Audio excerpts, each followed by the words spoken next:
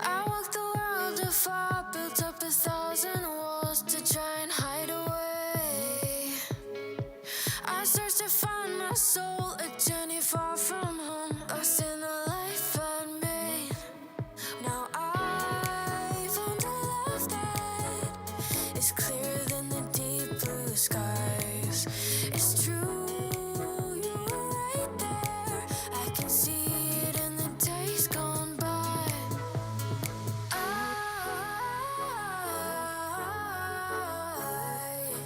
I see you in the days gone by.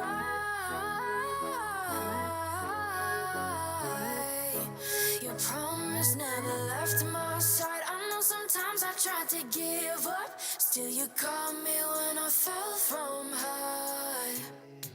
You took my fragile fate and didn't hesitate. Your love in every scar, passion with no restraint, held back the darkest days. So now my life is yours. Now I found a love that is clearer than the deep blue skies. It's true, you were right there. I can see it in the days gone by.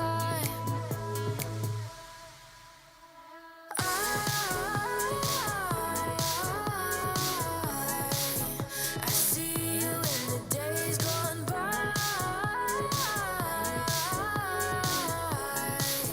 Your promise never left my side. I know sometimes I tried to give up, still you caught me when I fell from high.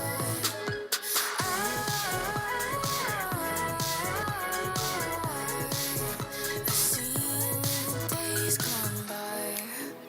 See you in the days gone by. See you in the days gone by.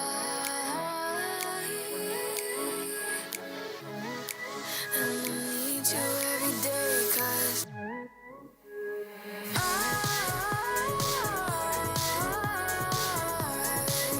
I see you in the days gone by.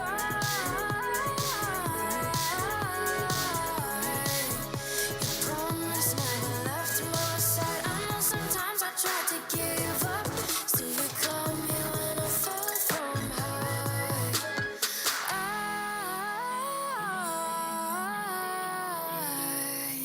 I see you in the days gone by. You heal the broken-hearted. You set the captives free. You lift the heavy burden. And even now you are lifting me. There is no healer like the Lord our Maker.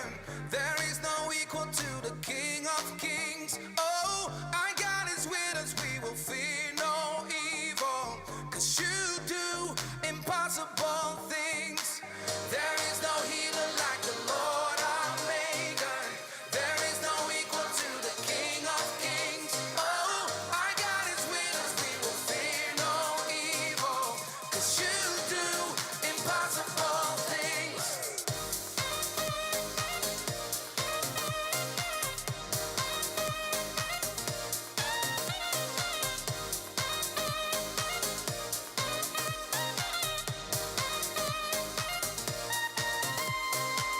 You heal the broken-hearted. You set the captives free. You lift the heavy burden. And even now you are lifting me. There is no healer like the Lord our Maker. There is no equal to the King of Kings. Oh, our God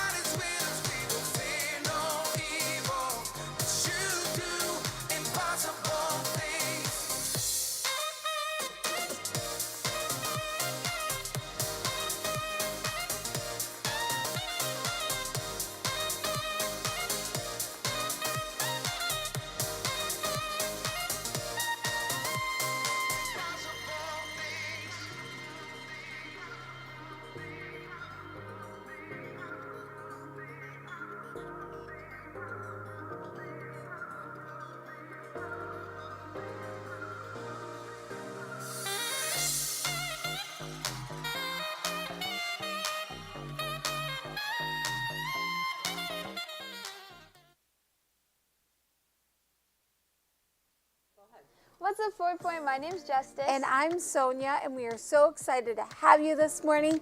If you are newer here and you haven't seen a Next Step team member, please do that. We have a small gift for you. Grab a cup of coffee as well, a snack. Get ready to sing some songs with us, and just participate any way you feel comfortable. While we have your attention, please take out your phone and text the word welcome to 3. Excited to have you this morning. If you are newer here and you haven't seen a Next Step team member, please do that. We have a small gift for you. Grab a cup of coffee as well, a snack.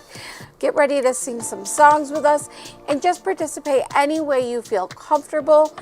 While we have your attention, please take out your phone and text the word welcome to 315-883-2213, and that'll bring you to our digital connection card. It just allows us to get a little more information and send you something in the mail. And then also, here at 4 Point, we believe that coming on Sunday morning is not the end goal, but just a next step. If you are looking for a next step today, whether that's coming to a life group or serving on Sunday morning, whatever that looks like for you, please see a Next Step team member to get more involved. Guys, you may have seen Kat do her rap last week and wonder what that is. So we're starting a new thing here, Pop or Point on Purpose. Forward point, pop on, point on purpose. So we just want to hear your story. We want to know why you started to come to Forward Point, what's going on in your life, any exciting new things. So she will be set up right outside in the foyer, over in the corner. Please here, have a conversation. Let's find out what's going on in each other's lives. And also, if this is where you believe that you want to give, we have a couple ways you can do that. You can give online at forwardpoint.org. You can give in the Joy Box at the back of the theater, because giving is a joy. Or you can give through the Church Center app. Guys, the Church Center app is a great way to get connected and stay connected. We have our calendar of events. We have life groups, all of the fun things. So if you need help getting that downloaded, again, see one of our Next Step team members. But we do encourage you to get that downloaded today. And we thank you for being with us this morning. Have a great one. Thank you. Forward Point, Stephen here. We want to show you all the work that we've been doing. Good morning, everyone. In space. You guys have been waiting. You guys have been fundraising. You've been doing this. It's almost there. Where did everyone go? Lots of progress. So we have a video another video? all the latest updates on what's going me on again. from Fellowship Hall to the main auditorium to the kids' space. It's really going to be special. Can't wait to show you it all. Is it over? Why do you need a fake version of me? You can't trust what you see, guys, on the screen now. It might be AI. All right, good morning. Yes, that is the new church space.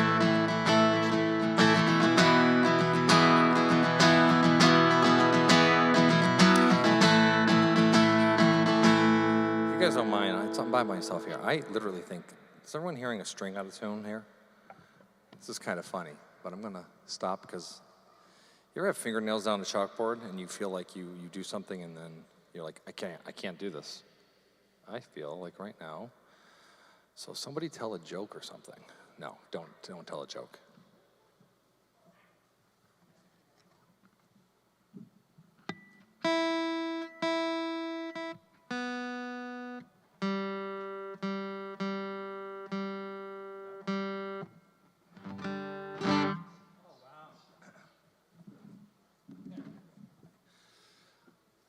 We're family, right?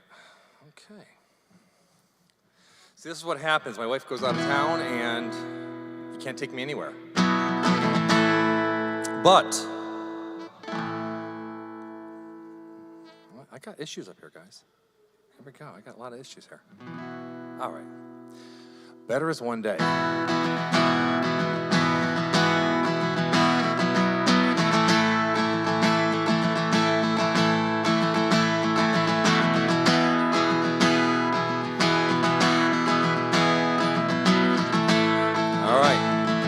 Sing with us. How lovely. How lovely is your dwelling place, oh Lord Almighty. For my soul longs, even faints for you. in my heart is satisfied within your praises. I sing beneath the shadows of your wings. Let me hear ya. Better is one day in your courts. Better is one day in your house. Better is one day in your courts and thousands elsewhere. Better is one day in your courts. Better is one day in your house. Better is one day in your courts than thousands elsewhere. Than thousands elsewhere.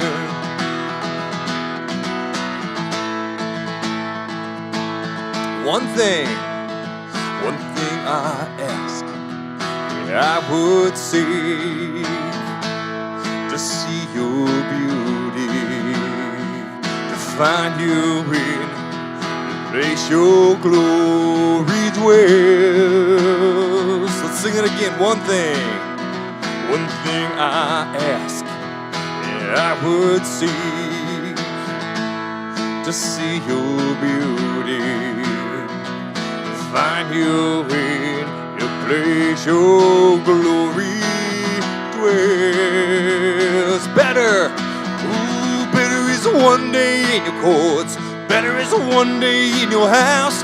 Better is one day in your courts than thousands elsewhere. Better is one day in your courts. Better is one day in your house. Better is one day in your courts than thousands elsewhere. My heart and flesh cry out for you, the living God. Your spirit water to my soul. I've tasted and I've seen. Come once again to me. I will draw near to you. I will draw near to you. All right, let me hear you. Better is one day.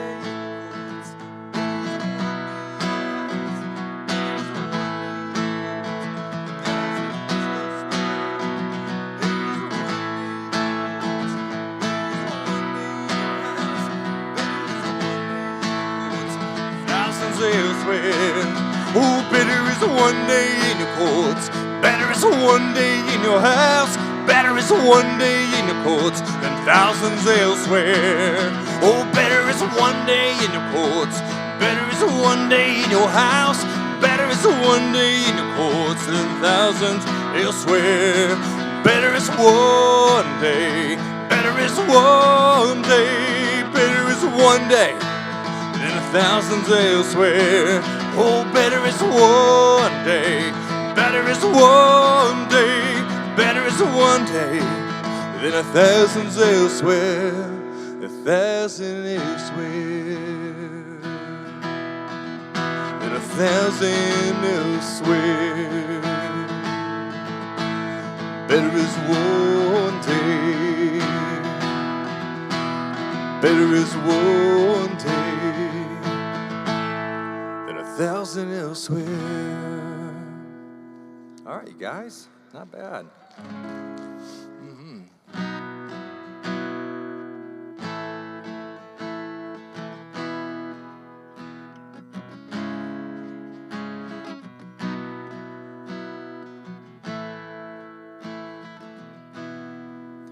Oh, how high would I climb mountains if the mountains were where you hide? Oh, how far I scaled the valleys if you graced the other side. Oh, how long have I chased rivers from lonely seas to where they rise against the rush of grace descending from the source of its supply. 'Cause the violence and the heartache, you're neither more or less inclined. I would search and stop at nothing. You're just not that hard to find. Whoa, and I will praise you on the mountain, and I will praise you in the mountains in my way. You're the summit where my feet are. So I will praise you in the valleys all the same. No less God within the shadows. There's no less faithful when the night leads me astray. 'Cause you're the heaven where my heart is. In the highlands and the heartache all the same. Whoa, whoa, whoa, whoa, whoa.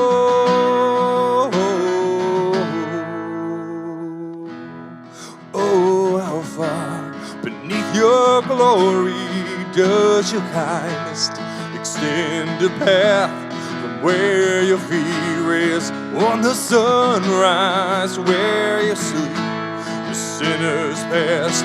Oh, how fast when you come running, it's just a shadow made through the night, and trace my steps through all my failures and walk me out the other side.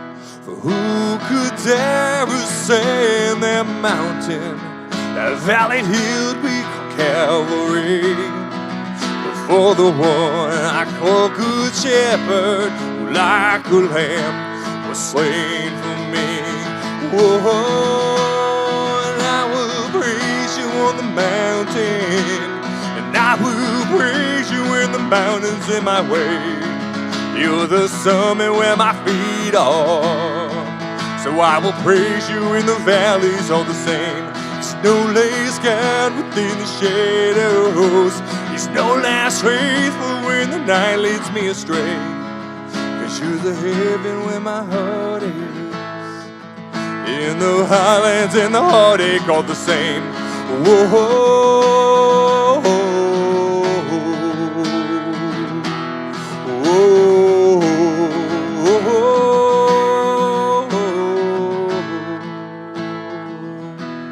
wherever I walk through, wherever I am, your name could move mountains wherever I stand. And if I ever walk through the valley of death, I'll sing through the shadows my song of ascent. Wherever I walk through, wherever I am, your name can move mountains wherever I stand.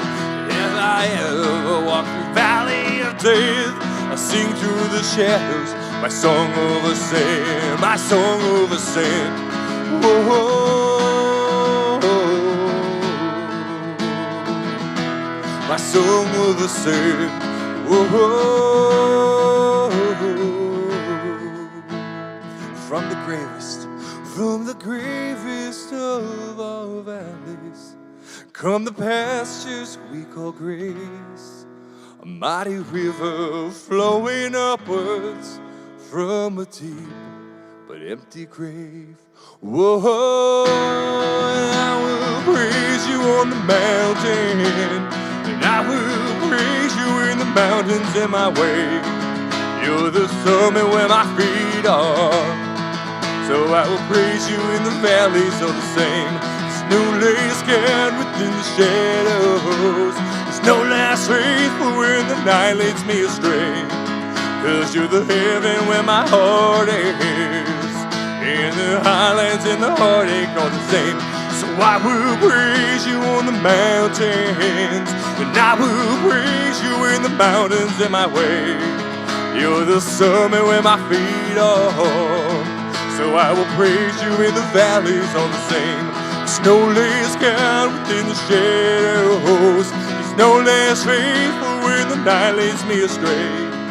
'Cause you're the heaven where my heart is. In the highlands and the heartache all the same. Whoa, whoa,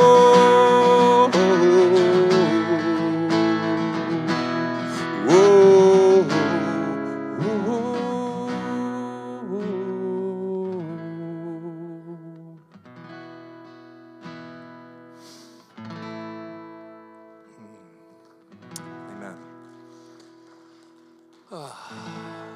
Some of us yesterday supported Sammy's family, and I know we've talked about it the past month, where Sammy, who's been our bass player, he's been on the computer, just been a great friend. I'll tell you, looking at all the photos, you know, I only have known Sammy for past maybe 3, 4, 5 years. But I'll tell you, before Benson Boone, there was Sammy Dio. I'll tell you, some of those photos from him, I don't know where they are, they were from the 70s or 80s or whatever it is, but I'm like, man, if you know Benson Boone, stand aside. There's beautiful things with Sammy without a shirt on the beach. Oh my goodness. The guy was larger than life, even though he wasn't the tallest guy. But I look at those photos, and I just see someone who was so passionate about life. Everything, whether it was going on a cruise or hanging out with family and friends. And I'm sure there was moments that weren't the greatest. I remember him talking to him and saying, you know, I wish I made better choices here or there. But the guy knew how to live life. And he also knew when there was a moment in life where he came to the reckoning of knowing that I can't do this on my own. I need to fill this void in my life and to find the promise of Jesus. It's hard to understand the thoughts of God because, as the song we just sang talked about, we got heartache. Things do not go our way. So how do we praise Him on the mountain? How do we hold our feet stable on the summit? How do we not get frustrated or literally curse God? Understanding that He is no less faithful when the night leads us astray. Because in Matthew, Jesus said, where your treasure is, there your heart will be also. So, I'm going to ask you today, what does your heaven look like? Where is your perfect place right now? Is your perfect place all built around the idea that things can't be shaken? Or do you understand that Jesus said you are going to go through some tough times? There's going to be things that we can't explain, we don't understand. But that does not mean that God is any less faithful. He is still good.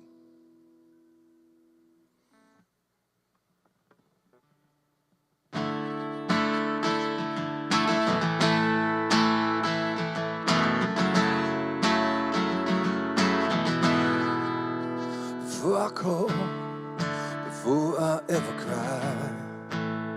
You answer me where the thunder hides. I cannot run this heart I'm tethered to.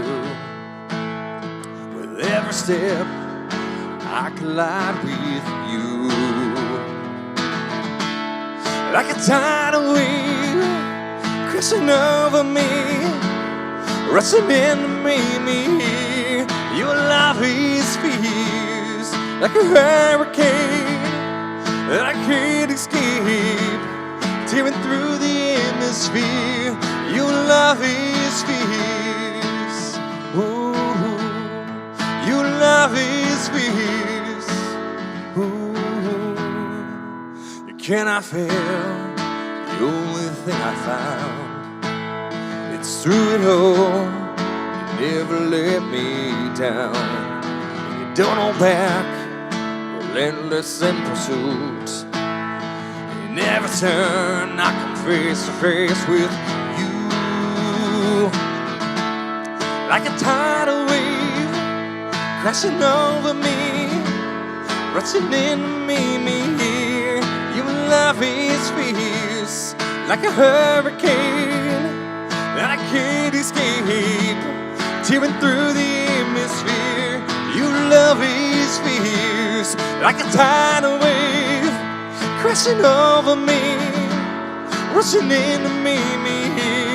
Your love is fierce, like a hurricane that I can't escape, tearing through the atmosphere. Your love is fierce. Ooh, your love is fierce. Ooh, you chase chase me down, you seek me out. How could I be lost when you have called me found? You chase me down, you seek me out. How could I be lost when you have called me found? You chase me down and you seek me out. How could I be lost when you have called me found? You chase me down, you seek me out. How could I be lost when you have called me found? Like a tidal wave crashing over me, rushing in to meet me here. Your love is fierce, like a hurricane that I can't escape, tearing through the atmosphere.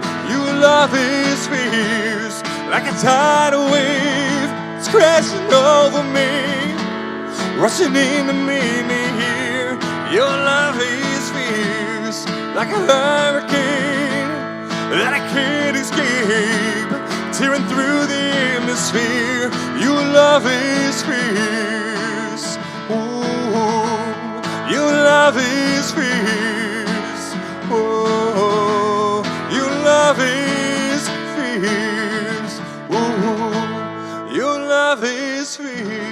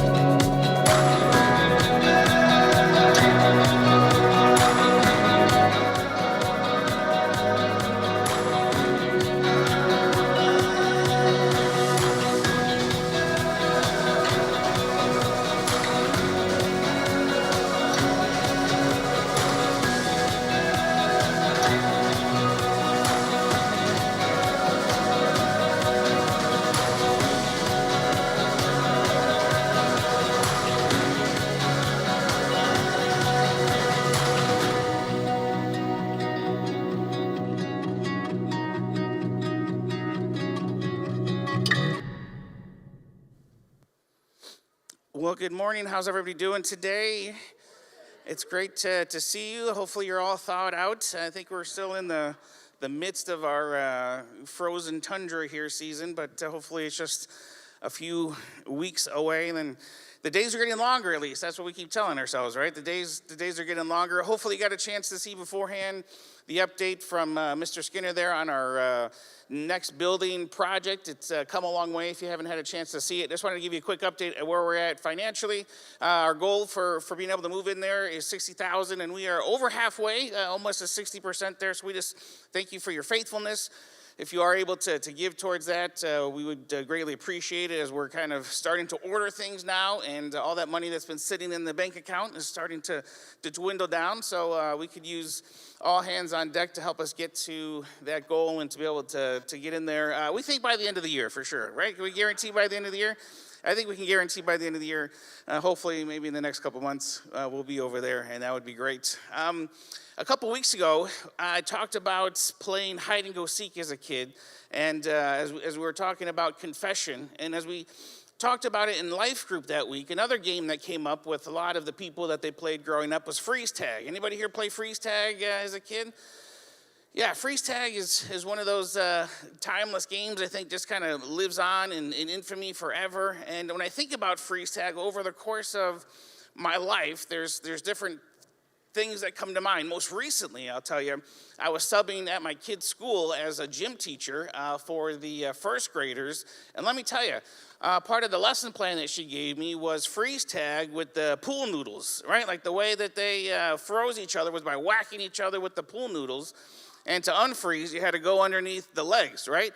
And there is nothing more chaotic than a bunch of first graders playing freeze tag with pool noodles. Let me tell you, I was ready to resign from my teaching career right after the first few minutes, but it was just madness. And then I think back a little farther, and I think about when I was in like middle school, high school. My family had a puppet ministry, and we did the kids ministry tent for our church. They had tent meetings in the summer. I don't know if you grew up in a church that had tent meetings, but our church had tent meetings. They had a large plot of land, and they put up a couple of tents, and the adults were in one, and the teens were in another, and the kids were in one, and they brought in our family to do the Kidmin program for that week. And part of that was to take all the kids outside, and we would just play freeze tag. And let me tell you, nothing boosts your confidence more than playing freeze tag with people who are about half your age, okay? As a young high schooler, I just felt like I was the white whale of all these kids, man. They just wanted to get me, and they could not tag me for the life of me. It became kind of this ongoing year-to-year project where they would just have this mentality where we got to get Jimmy, and they would never be able to. I would always just kind of let them get close to me and then put it into the next gear, and I'm pretty sure I went those entire summers without getting frozen once, I'll have you know. You are in the presence of greatness. I begin to think about freeze tag because here's the thing about playing freeze tag with my kids, right? One of the things about playing freeze tag with my kids is the reality is it's the same thing with my kids. If we're playing, I come home and they start chasing me, there is no way in the world that my kids are going to be able to catch me in playing freeze tag, right? But something inside of me, something happens as I begin to look back and, you know, I see them struggling or I see them panting or I see them collapsed over with a collapsed lung, right? Something inside of me begins to, be drawn towards their desire to embrace me. And gradually, I begin to let up and I begin to slow down and maybe even pretend to trip and fall because something inside me desires and longs to be embraced and to be wanted and be caught by my kids. It's not that they can catch me, but it's something about me that wants to allow them to catch me. Because that's the point of being a dad, right? That's the point of being a family, is to embrace. And I mean, it'd be a pretty terrible dad if, we're playing and horsing around and I just kind of throw them against the wall and do all sorts of things that physically I'm able to do. I'm easily able to kind of hold them at arm's length distance so they can swing at me and try to touch me, but they can't do it, right? Like there are people, and maybe you had that kind of parental upbringing. Maybe that's kind of what it felt like for you. And for you, a topic like this morning, it might be kind of hard because, when you relate God to your Father, the idea of a God who loves you so much that despite being able to never be caught by you, never be touched by you, he desires and he longs to be caught by you. So when you chase him, when you go after him, he's going to let you catch him. He's going to let you touch him. But what happens all too often is we tend to get sidetracked in the pursuit. I don't know if you've ever seen the movie Up when the dog is talking and he's giving off, and all of a sudden it's like, squirrel! Right? More often than not, in our pursuit of God, we are like that dog. Maybe we start some kind of Bible reading plan, or we have a commitment that we're going to be at church every single Sunday, or you do something in a pursuit to chase after God. But inevitably, what happens is something comes along, and then we're like, squirrel. And we grab onto whatever this squirrel-like figure is in our spiritual walk, and we hold on tight to that, and we let go, and we totally forget about what we were originally after God. So this morning, we're talking about this idea of two kind of tools that God has given us to chase after him. They're words that are not that unfamiliar in any kind of Christian or faith circles, but I feel like they're words that are often have lost their meaning, right? It's like the Princess Bride. I do not think those words mean what you think they mean, right? This morning, we're going to be talking about worship and prayer. And right off the bat, I'm going to say, I don't think those words mean what you think they mean. Sure, if you've grown up in church, or even if this is your first time, you might have heard, and these words immediately kind of create in your mind this picture. Probably praying, maybe on your knees, maybe hands folded, eyes closed. If you don't have those three ingredients, hands folded, eyes closed, head bowed, then it might not really be prayer. Or for worship, you might think immediately you think about a band on a stage, or maybe you think about certain kind of radio station that you have playing when things are getting kind of crazy in your life. Or you think about a certain CD that you play, and that's what comes to mind when you think about worship. And if that's what you lean towards, if that's what your first initial reaction is, then this morning I'm here to say that I don't think those words mean what you think they mean. There's something else going on when it comes to worship and prayer. But worship and prayer are so foundational in the formation of who we are and becoming more like Christ, in the pursuit of chasing after him. A chase that inevitably is going to end with God wanting to and desiring to be caught. If we would just stay focused and not get distracted by the squirrels. So we've been talking about things like fighting for family and fighting for community and the art of confession, all of these things that are essential for us in having a firm foundation in our faith life. And this morning, we're going to be talking about this idea of prayer and worship. Now, this conversation this morning brings us to kind of a I don't know, controversial is the right word, but we're going to be looking at the book of Revelations, and it's not very often that I get to speak from the book of Revelation, and some of you, your ears peak up, and you're like, finally, they're talking about the end times, go get them, right? And what you have to realize is the book of Revelation has got a series of different parts. The first part of Revelation is John, who is been isolated on an island, and he begins to write, and he's been given by the Holy Spirit some things to say to some of the existing churches. And we're probably familiar with a lot of those words that, I wish you were hot, I wish you were cold, but, because you're lukewarm, I'm going to spit you out, right? That's from the book of Revelation. That's early on in the first couple chapters where John is writing to, based on what the Holy Spirit is telling him, some rebukes and some encouragements to the New Testament church. And then quickly, Revelation turns into John being taken up into this vision of heaven and some things that are happening and what's most commonly known as the end times. And there's a bunch of visual analogies and pictures and things that are probably way above my pay grade. But in the middle, in this transition, we get this picture as John's taken up. He begins to describe what he sees. He begins to describe the environment. He begins to describe things that, for some of it, he probably didn't even have words for, but he tries to capture what it is that he saw and experienced as he's given this revelation of heaven. And this story begins to play out in Revelation, and it goes like this. It says, I saw a scroll in the right hand of the one seated on the throne. It was written on both sides, fastened with 7 seals. So John is in heaven, God is on the throne, and God is holding this scroll. And the scroll has got some serious symbolism to it. In the Jewish tradition, if there was any kind of property exchange, similar to us going and buying a house and having a mortgage, what they would do is they would write all the details on a scroll.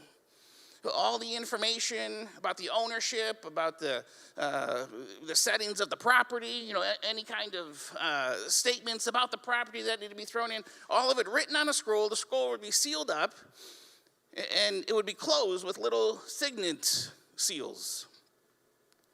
A seal that could only be opened by the person who owned the property. So if ever the property was to be sold to somebody else, or there was a question about the property, the person whose seal was on that scroll was the only one who was allowed to open up the scroll. Now, this particular scroll, there's some interesting information we're given about it, in that there's writing, the author says, both inside and outside. So apparently, this particular scroll has got so much information, it can't all fit on the inside. Also, there's information on the outside. And what we'll come to see is that this information is about the things that are yet to happen, to come. John goes on, he says, I also saw a powerful angel calling out in a voice like thunder, is there anyone who can open the scroll, who can break its seals? Who is the owner of the scroll? Who's the person who purchased it? Who's the person who owns it? Because only that person is able to open it and reveal its contents. There was no one, John says, no one in heaven, no one on earth, no one from the underworld able to break open the scroll and read it. Now, you and I, we're kind of cheaters because we know the end of the story, right? We know Jesus died, rose from the grave. We know that he's the one. But in this moment, they're creating this tension because Jesus has not yet entered into the vision. And as John is kind of confronted with the tension of there's nobody who owns and has the claim to the scroll to be able to open it, it affects him in a very deep way. He says, I wept and wept and wept that no one was found able to open the scroll, able to read it. And one of the elders said, don't weep. Look, and this imagery is so amazing. The lion from the tribe Judah, the root of David's tree, has conquered. He can open the scroll, can rip through the 7 seals. Right, and all of a sudden we can begin to feel what we kind of already knew was coming. So I looked, John says, and there, surrounded by throne, animals, and elders, was a lamb. And notice how the imagery of Jesus goes from the lion of the tribe of Judah to a lamb. Slaughtered, but standing still. There's this lamb who's bloodied, who's probably still got the symbolism of the places where he's been impaled and killed. But for some reason, the slaughtered lamb is now alive, covered in what is probably blood there. And it's amazing because to date, I still don't know, as much as we probably have pictures of lion and lambs maybe in our office or in our places of worship, but we know that there's this tension between Jesus being the lion and the lamb. But to date, I don't know that he has ever been the the lion. To date, it's always been Jesus as the sacrificial lamb, which is a contrast to a lot of how we act. Oftentimes, we justify that Jesus was a lion, and it gives him permission or gives us permission to go out and tear into people. But we see Jesus here, John reveals, as the slaughtered but standing tall lamb. So he came to the one seated on the throne and took the scroll from his right hand. And the moment that he took the scroll, the 4 animals and 24 elders fell down and worshiped the lamb. Now, I highlighted here the 4 animals because we kind of skipped over a few chapters in Revelation, and just a few chapters before, John gives us a description of these animals. And I feel like it's important to take a moment to kind of go through that so you really can grasp the full picture of what John is seeing in this moment. Here he says the 4 animals, but again, just a few chapters before, he describes them. He says, prowling around the throne were 4 animals, all eyes. Right? Now, if I had you close your eyes through this, you'd probably come up with some things in your imagination that would probably give you some nightmares tonight. He says, eyes to look ahead, eyes to look behind. And the first animal like a lion, the second like an ox, and the third with a human face, the fourth like an eagle in flight, and the 4 animals were winged, each with 6 wings. They were all eyes, seen around and within, and they chanted night and day, never taking a break. Right? Try reading that to your little child before going to bed tonight. They're probably sleeping with you. It's purposefully should kind of blow up, should kind of make you tremble a little bit, should kind of make you fearful a little bit. But in the midst of this kind of awe-inspiring description of these animals, what we hear is they're chanting day and night, never taking a break. Holy, holy is God our Master. Sovereign, strong, the was, the is, and the coming. In describing them, he says, every time the animals gave glory and honor and thanks to the one seated on the throne, the age after age living one, the 24 elders would fall prostrate before the one seated on the throne. They worshiped the age after age living one. They threw their crowns at the foot of the throne, chanting. And here's kind of our first picture of maybe what worship really looks like. John says these elders would fall prostrate before God. And immediately we should kind of begin to ask ourselves, when was the last time that we just fell prostrate before God? And if you're anything like me, in total transparency, it's probably been some time, if maybe for some of us ever, we've been brought to that point.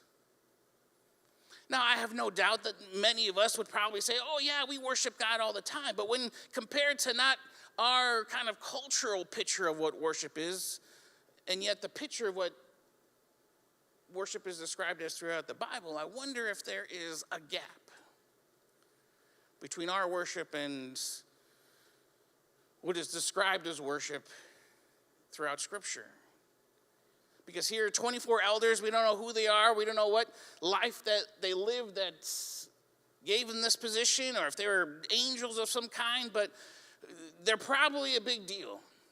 Yet, as big of a deal that they are, they can't help in the presence of God to just fall prostrate on their face. And that does not describe the kind of life that we live. That does not dictate the kind of room that we live and give our faith in our 24-hour periods of time. So back to this revelation, John says the moment that he, being Jesus, took the scroll, the four animals that we just described and the 24 elders, again, now all of them, not just the elders, but all of them, they fell down and worshiped the Lamb. Right, there's this idea, there's this picture that we're getting that when it comes to worship, man, you can't help but just be taken out. We think, man, we had a really good time of worship if, that one song just went on for 10 minutes and they sung the bridge, more than 4 times. We start to get warm and fuzzy and goosebumps, and we think, man, that was an awesome time of worship. Maybe you even were motivated to raise your hands or to do something you don't normally do. Maybe you stood up out of your chair because you just couldn't help but connect with the music and the feelings. But these beasts, these elders, when it came time for what they were doing to be described as worship, they were on their faces. They were impacted to such a degree, it took them out. I described it this way: worship is more than music. It's a posture of moving Jesus to the top. It's a posture of our heart. It's something that's going on in our life where it's becoming less and less about us and more about Him. When we were talking early on in this series, we described how for most American Christians, the average is you go to church 1.9 times a month. And for a lot of them, that is the total gravitas of their relationship with God. Kind of put in a pie chart of faith, you see there's a whole lot of other things that we do that far outweigh our pursuit of faith. You may not even be able to see it, but you'll see this little bit of strip right here. Is the average Christian's faith in comparison to the rest of their life. You see, the reality is you and I, we are created not if we are going to worship, but we are created as worship beings. You and I are designed to worship. It's not a matter of if you're worshiping, but the question is, the blank that you can fill in this morning is, what are you worshiping? And I would imagine for a lot of us, there's probably a whole lot of other things other than our faith that, according to the numbers, according to what we will lay our life down and fall prostrate before. This morning, and for 2026 and for Americans, it probably is not that we're worshiping God. There's no shame, but there has to become a point of realization where we say, maybe my career has been on the altar of what I worship. Maybe my relationship, maybe my kids.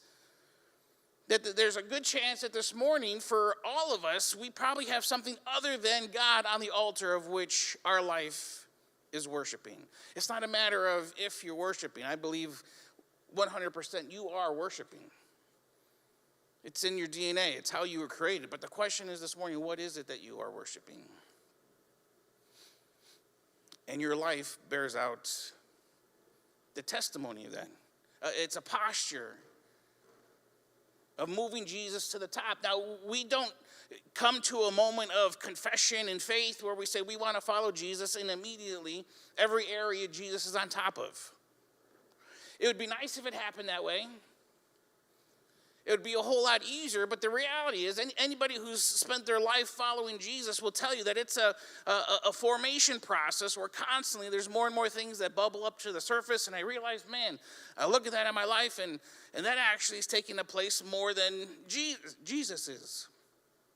And I get to a place where I have to, okay, what does it look like to move him to the top of that? So it's not to say that this is not something that we do that we have an opportunity to do as a part of our gathering. But I heard it said a long time ago, you don't come to church to worship, you should come to church worshiping. We talked about at the beginning, what would it look like if we all came with this expectation that God was going to do something when we gathered together? What would it look like if we all came together on a Sunday morning already worshiping? But there's a good chance this morning, man, you probably got into 3 fights, cursed 3 times at the kids, and all sorts of things happened between when you woke up and got here this morning. Been there, okay, done that. And somehow we think that, this hour and 15 minutes is somehow supposed to, magically turn that into warm and fuzzies. But what could it look like? What would it look like if we came expecting, if we decided, man, the first thing in the morning, I'm going to set my heart, not to music, although the music may help you, but to God, what in my life are you not on the altar of? Are you not first place? Because that's where I want my life to be. And the picture that we get, right, the moment he took the scroll, these animals, these elders, they fell down and they just worshiped the Lamb. They just were prostrate. And here's a key thing about, as this continues. Each one of these elders had a harp. Right? Each one of these elders that are flat on their face, they had a harp, either on their back or, they had a little guitar, basically. Now, it doesn't tell us that they were playing the harp, that they were playing their guitar and singing, how great is our God. The harp was there. There's definitely something about music that plays a role. But what has happened to us is we've elevated music to this place that it was never meant to be. It's definitely a tool that aids us and helps us. But these elders, these animals, they had a harp. They weren't playing it. It was just on them, and they just fell flat. Can you imagine that? All these wasted instruments. You know how much more warm and fuzzies they could have if they were all playing them in unison? But they weren't.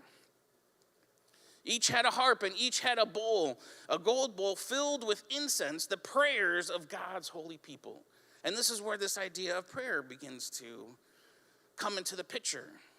You see, there's 2 things that are captured, that are words to use to describe this scene. And John says there was worship going on and there was prayer going on. And the prayer, it was like incense. And it rose to God. And there's people, there's beings, there's things in heaven that are surrounding God that just have these bowls that are just full of the prayers of the saints.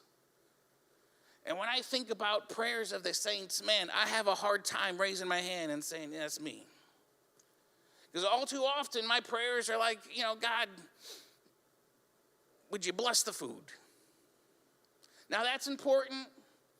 I pray as well that the food that's in front of you doesn't have salmonella poisoning and, doesn't make you sick and all those things. I hope for that. But when it comes to words that you and I have the potential to say that can rise to the throne of God and fill these bowls, we fall way short when it comes to the potential that we have in prayer. Now, I grew up in some charismatic circles. I went to a Bible school that would probably be considered charismatic. So I probably have some PTSD from my charismatic experiences, okay? You may not have those because maybe that wasn't your background, or maybe your experience wasn't what I had in my background. But when I went to Bible school, my Bible school did a few things that you don't normally do in college, right? A lot of times in college, kids are partying and doing different things. At my Bible school, what they did is they had a weekend of prayer, they had a week of prayer, and they had, at the end of the year, they had a time of prophetic ministry for the seniors, okay? So early on in the school year, we had a whole weekend just devoted to getting together and having music and prayer. And then when we came back the second semester, the first week, we came back a week early than all the other schools, just so we could have a week of music and prayer. I'm talking 3 times a day. We got together, like 3-hour long gathering times, and it's just music and prayer. And I can't tell you how many times I was prostrate on the floor, not praying, but drooling, okay? I was not a super spiritual kid in what was going on there. I was out by the power of holy sleep, okay? And I began to dread these times. And they called these different times a certain kind of what they would call harp and bowl ministry, taken from this passage of Scripture, being that when you combine music and you combine times of prayer, we are doing this harp and bowl strategy. There's some pretty famous ministries in my generation, depending on how old you are. There's IHOP, the International House of Prayer down in Kansas. It was founded on a 24/7 harp and bowl mentality, a 24/7 just people playing music and people praying. And it's still going on right now. We have worship music in the music worship industry like no other time in history. For the last, I would say 30 years probably, it's become its own multi-million-dollar industry. Unlike somehow Christianity survived the previous millenniums without it. It makes me wonder, maybe it's not quite what we think it means. Because today, some of those ministries, the founder of the International House of Prayer was actually ousted because of some moral failures in his life. If you've been in the news recently, there's been some major scandals happening out west in some churches that prioritize this kind of harp and bowl idea. Because there is something about being able to have long times of music and yet not become any more like Jesus. And yet not look at your life and not have placed him number one in any other area of your life. That somehow just coming into a place where there's music and a lot of people singing, we think that forms us into being more like Jesus. But the truth is there's actually some underlying work that's actually working against us in that regard.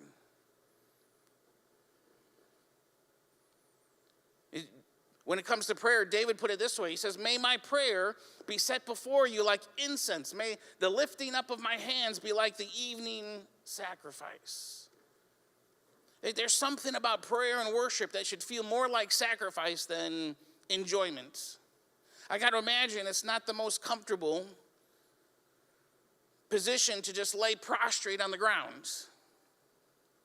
It probably is uncomfortable. It probably feels as people are looking at you like, man, this is weird and uncomfortable. But that's the point. David says it's a sacrifice. If you want your prayers to rise up like incense into these bowls that surround the throne, then there may be some opportunity this morning to begin to tweak not what you say, not even the posture of your hands folded and your eyes closed,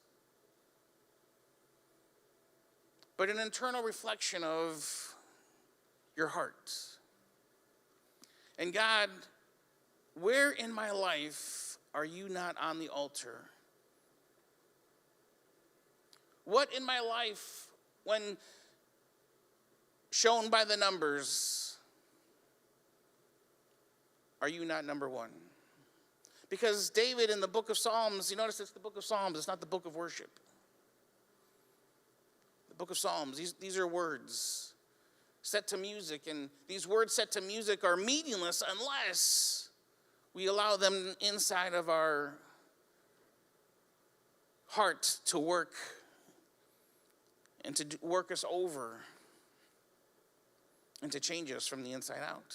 And this picture that John has begins to wrap up as he says, these four animals called out, "Oh yes," and the elders fell to their knees in worship. Again, still no harp playing, no beat drops, no subwoofers, but just people falling on their faces, falling on their knees.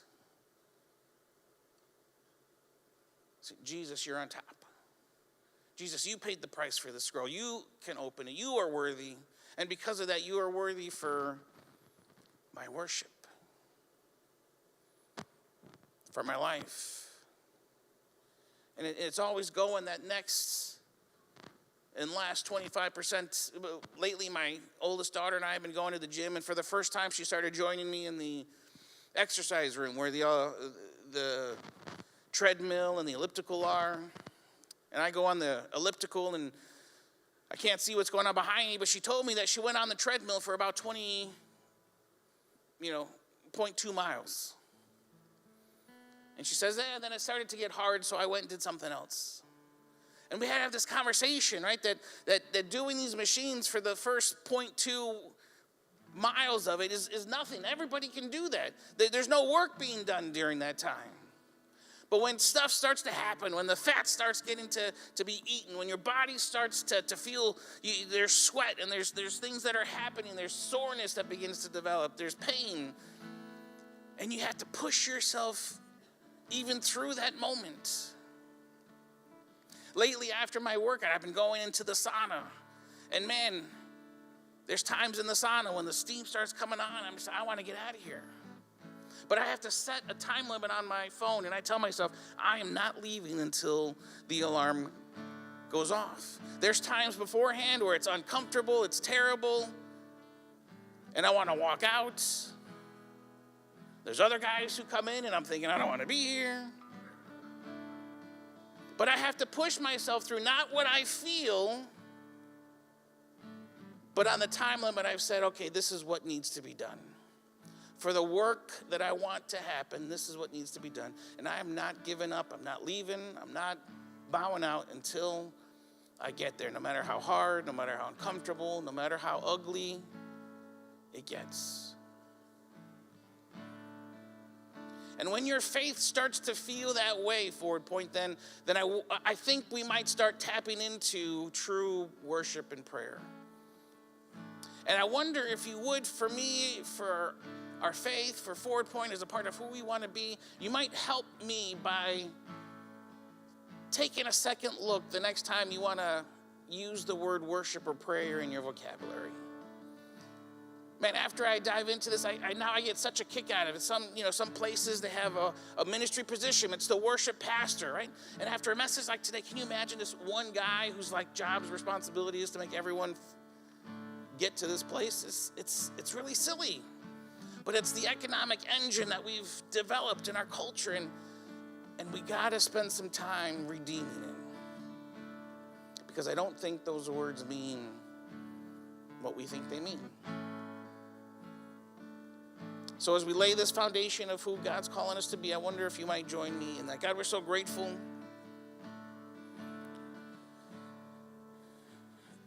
to have different parts of our faith story that probably involved people praying over us, that probably involved some music. And we've grown up and just kind of been ingrained with this idea that the 20 minutes, the 30 minutes of music is our worship. And this morning you're wanting to drop a stick of dynamite into maybe some thought patterns we've just taken as a part of how we grew up. So God, as you're calling us into this new space, this facility that's going to have our name on the front, and everyone who drives by is going to know that there are people there who claim to follow Jesus, and we want to be the best representation of hungry followers of Christ. Because there's going to be all sorts of attacks. There's going to be all sorts of people who are going to claim and say things about us, and we just want to get caught up in nothing else matters. But in our life, are you becoming that top spot? So this morning, we just begin to reveal in our hearts, God, where in our life are you not top? Where in our life have we just kind of taken our faith because this is all that we've ever known? And would you help us this morning to set a new foundation, a new goalpost of what it actually looks like to be people of worship and prayer? Okay, whatever story that we find ourselves this morning, we know what it's like to be so desperate where we just have to fall to our knees and say, God, we can't do this without you. So God, would you take those moments, would you bring them to the forefront this morning, and would you help us raise you to the top in the midst of that health battle, in the midst of that financial struggle, in the midst of that devolving and deteriorating relationship? Would you help us move you to the top? And in the midst of that pain, in the midst of that confession, in the midst of the heartache that comes to mind, would our prayers be a sweet smelling incense that rises up to you? Would we worship you this morning by changing the posture of our hearts to putting you at top? We love you.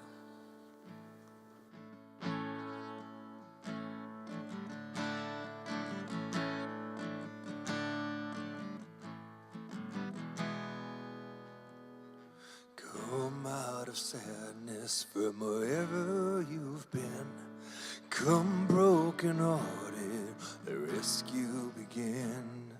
Come find your mercy, sinner, come kneel. Earth has no sorrow, heaven can heal. Earth has no sorrow, heaven can heal. So lay down your burdens, lay down your shame, and all who are broken, lift up your face. Oh, wanderer, come home, you're not too far. So lay down your hurt, lay down your heart, come as you are.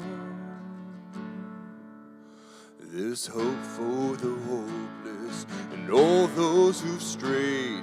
Come sit at the table, come taste the grace. There's rest for the weary, rest that endures. Earth has no sorrow, heaven can't cure. So lay down your burdens, lay down your shame. All who are broken, lift up your face. Oh,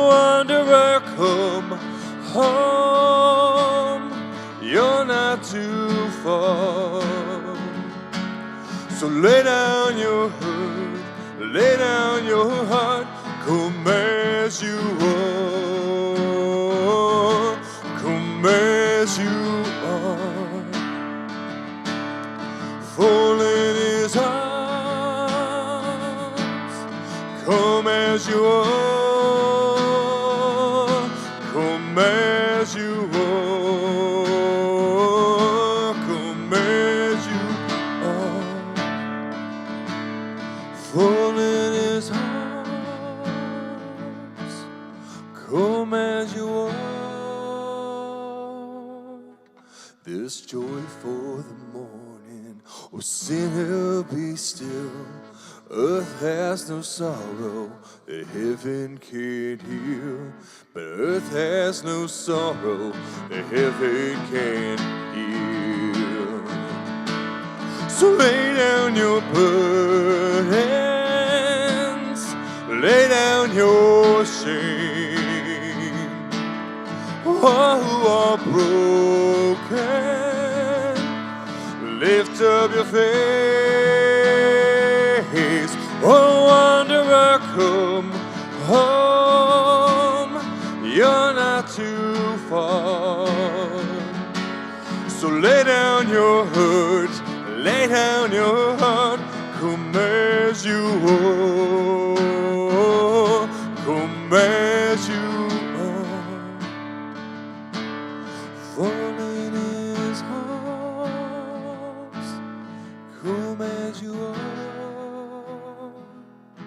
come as you are, come as you are,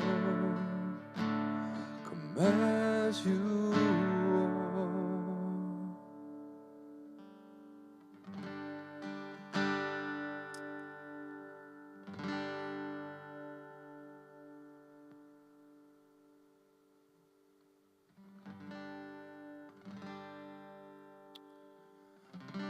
All right, I would like to say I pick songs to sort of line up with Jimmy's conversation, and maybe we'll do that classic song if you knew it from the 90s, Heart of Worship,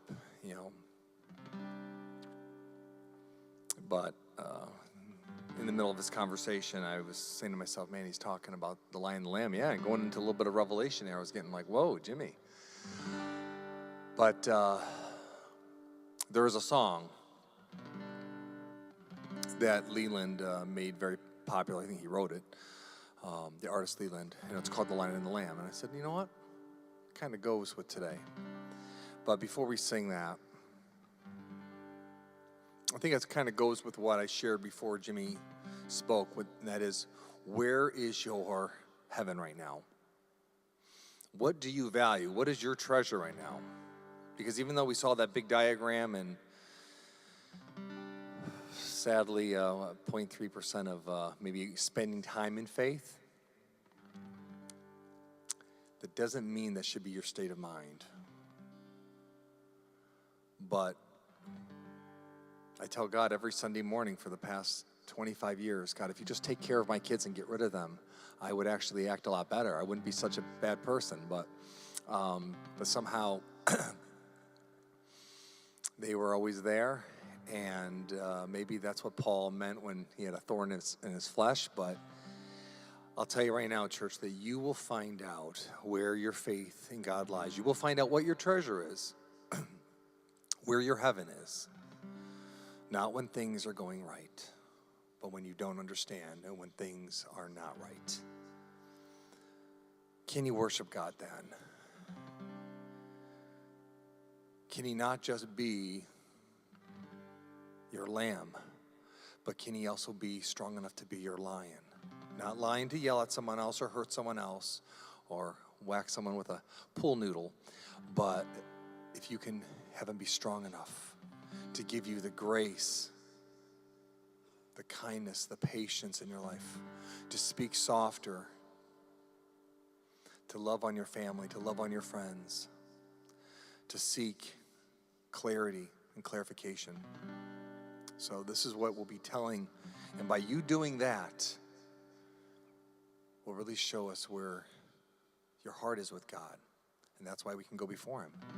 So I pray today he is your lion and your lamb.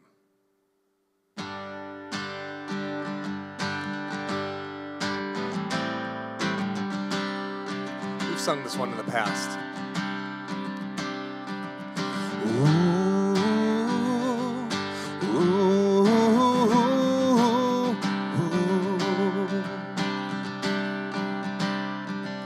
He's coming on the clouds. King and kingdoms will bow down. Every chain will break.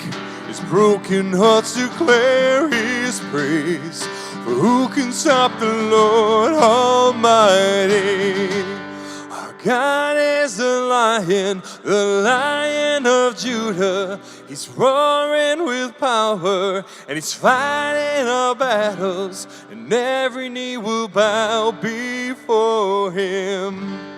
Our God is the Lamb, he's the Lamb that was slain for the sin of the world. His blood breaks the chains, and every knee will bow before the Lion and the Lamb.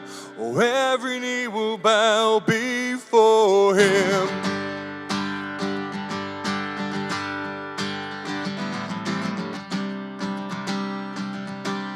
So open up the gates, make way before the King of Kings.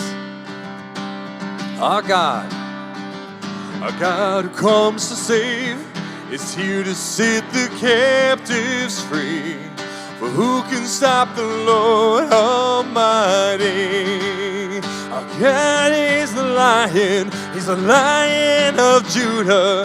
He's roaring with power, and he's fighting our battles, and every knee will bow before him.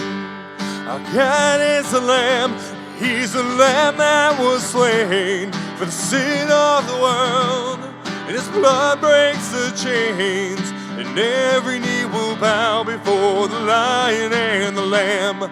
Oh, every knee will bow before him.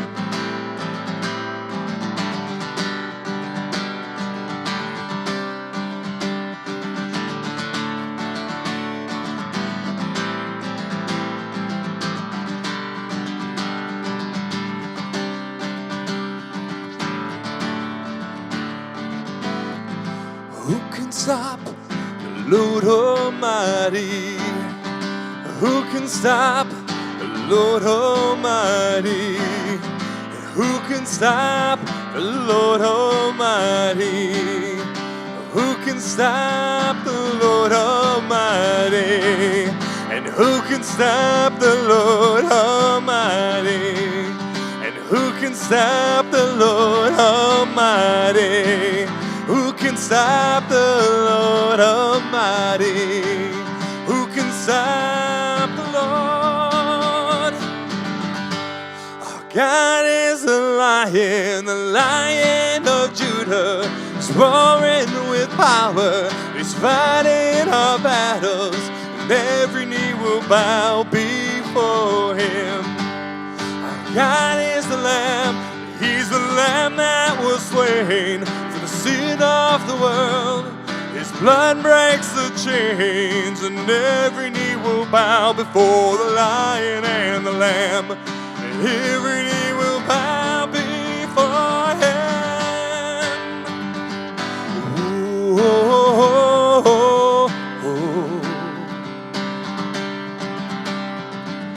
oh, oh,